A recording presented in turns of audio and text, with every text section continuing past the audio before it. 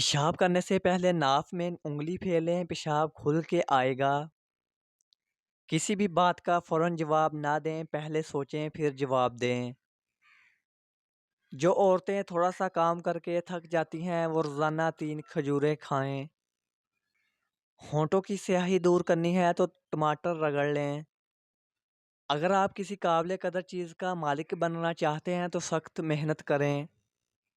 پیشاب کرتے وقت جھک کر بیٹھنے سے گردوں کی صفائی ہو جاتی ہے۔ جو عورتیں بچے کو دودھ پلاتے وقت پانی پیتی ہے اس کے بچے کو نزلہ زکام ہو جاتا ہے۔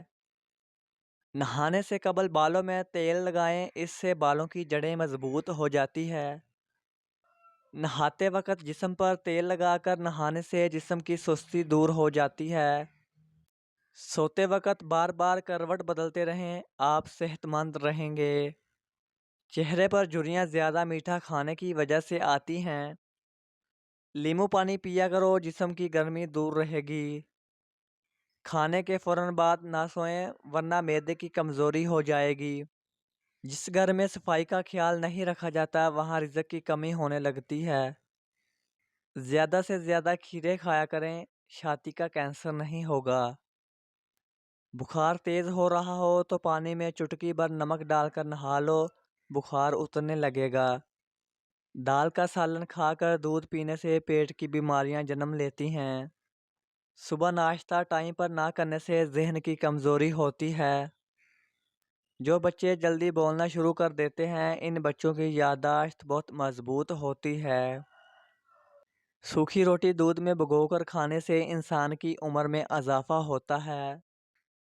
شرمگاہ پر سرسوں کا تیل لگانے سے خارش کا مسئلہ زندگی بھر نہیں ہوگا۔ نیلے کپڑے پہن کر سو جائیں، آپ کو مکھی اور مچھر تنگ نہیں کریں گے۔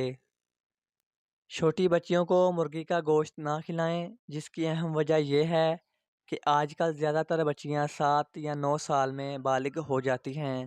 مائیں سوچتی ہیں کہ یہ کیسے اتنی جلدی بڑی ہو گئی، کہیں کوئی بیماری تو نہیں ہو گئی، ڈاکٹر کو دکھاتی ہیں، دوائیاں کھلاتی ہیں۔ دراصل بات یہ ہے کہ مرغی کا گوشت کھانے سے ماہواری جلدی ہو جاتی ہے۔ نمکین کھانا زیادہ کھایا کریں، بڑھاپا دیر سے آئے گا۔ جو شخص اونٹنی کا دودھ زیادہ استعمال کرتا ہے اس کا چہرہ جوان دکھائی دیتا ہے۔